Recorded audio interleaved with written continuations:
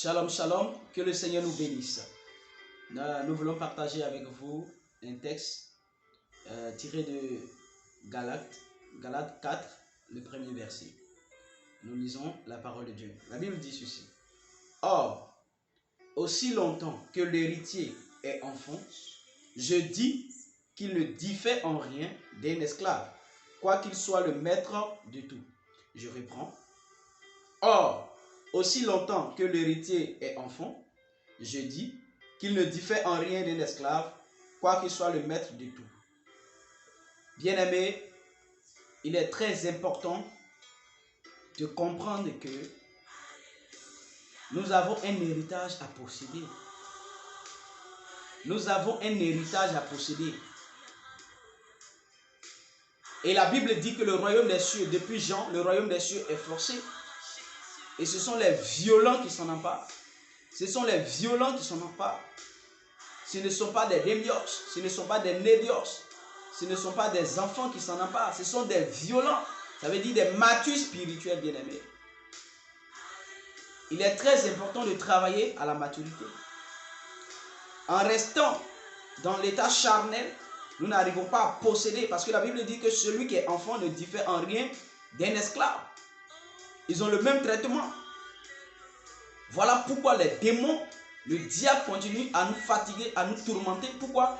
Parce que nous n'avons pas encore atteint ce niveau de maturité qui nous permet de comprendre qui nous sommes en réalité, notre identité en Christ, et de réclamer notre héritage, de posséder notre héritage. Au lieu de nous préoccuper de cela, au lieu de travailler à notre croissance spirituelle, nous sommes préoccupés par des sujets comme le sexe, des sujets comme le mariage.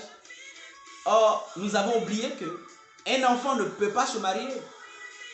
Dieu ne peut pas admettre que l'un de ses enfants qui n'est pas encore mature puisse se marier, puisse penser mariage. Le mariage est fait pour la maturité. On ne peut pas, dans l'état d'enfant, penser mariage. Il y a un travail préalable à faire, bien-aimé. C'est une distraction. Le diable sait très bien que dans cette position d'enfant, si nous entrons dans ces choses, ces promesses de Dieu pour nous, nous n'allons pas en bénéficier. Un enfant ne peut pas se marier. Il faut que cet enfant grandisse, qu'il passe par l'adolescence, qu'il arrive à l'âge de maturité d'adulte pour penser mariage. Donc c'est une séduction d'être dans cette condition de fragilité, là où le péché te domine, là où tu sais que tu as un penchant pour le sexe, de penser mariage. C'est un piège de l'ennemi. C'est un piège du diable pour court-circuiter notre vie. Bien aimé, il est important de comprendre que celui qui est en Christ a un héritage à posséder. Et la Bible dit, voici une porte qui m'est ouverte, d'un accès très large, d'un accès grand, mais des adversaires. Les adversaires sont nombreux. Il faut comprendre que nous avons un travail, un combat à mener. Ce n'est pas du jeu. Il nous faut travailler à réclamer, à posséder notre héritage en Christ, au lieu de se laisser distraire. Bien-aimé, le péché est la chose pour laquelle Jésus-Christ est venu mourir. Jésus-Christ a mort sur la croix de Golgotha. C'était pour nous donner la victoire, le pouvoir de dominer le péché.